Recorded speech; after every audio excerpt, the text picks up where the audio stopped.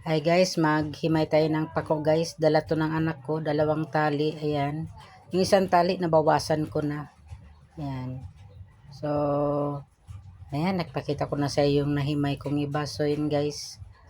Himayin natin at lulutuin natin guys ay gisa lang. Tapos, lagyan din natin ng gata. Ayan. Ang gagawin sana namin, gawin naming salad pero wala naman tayong itlog maalat. Kaya, ang gagawin ko na lang ay gataan ko. So, marami to guys, medyo mabusisi pero okay lang kasi masarap naman ito pag ito ay naluto. So luto na tayo guys, umpisa na natin magluto ng ating pako dahil tapos na natin to nahimay guys. Oh, ang dami, dalawang tali po yan.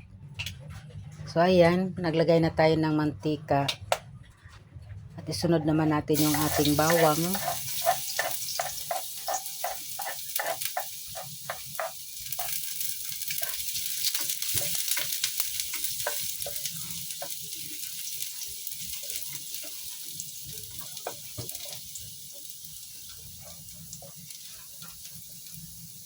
Sunod natin yung sibuyas.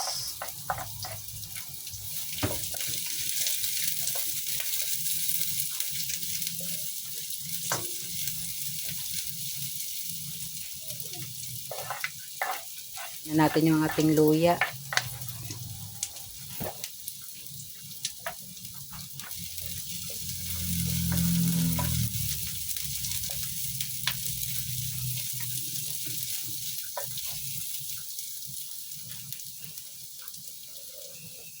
At ilagay ko na yung hinimay kong labahita guys na daing. Pinirito ko yan bago ko hinimay.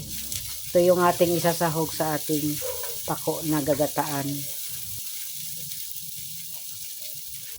Ayan, ilagay na natin yung ating pako na hinimay kanina. Ayan, marami-rami siya guys. So pag naluto naman yan ay siya ay iintis. Ilagay rin tayo ng siling green. Yan, ilapit ko sa inyo para nakikita nyo na pako talaga yung ating gulay.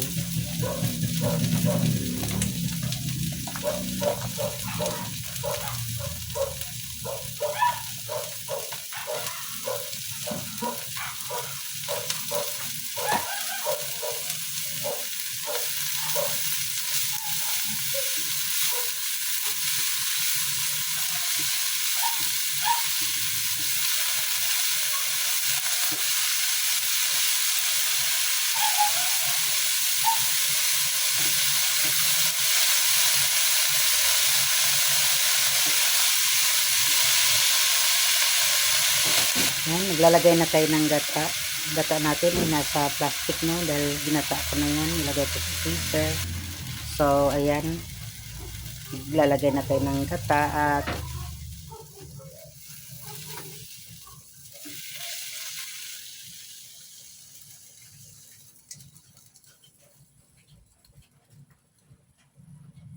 maglalagay rin tayo ng isang basong tubig. Ayan.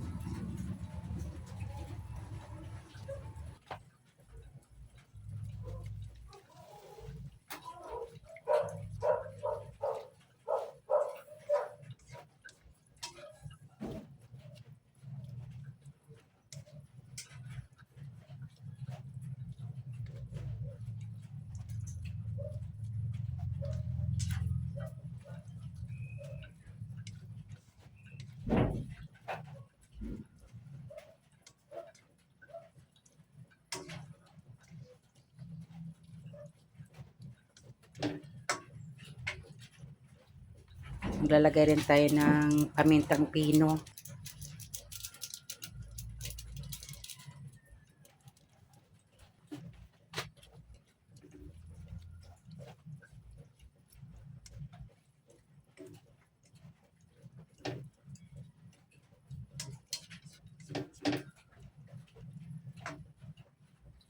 Tapos maglalagay rin tayo ng asin. Paunti-unti lang guys dahil yung ating isinahog na daing ay maalat na yon. Kaya inunti-unti ko lang.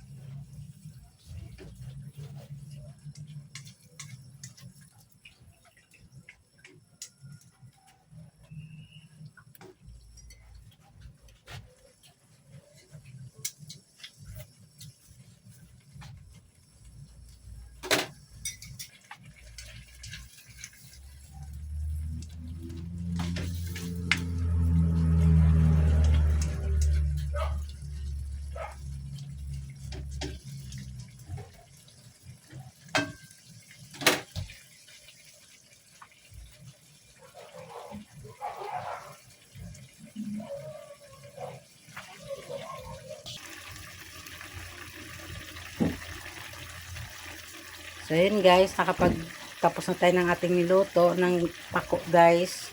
So, salamat sa inyong panonood guys.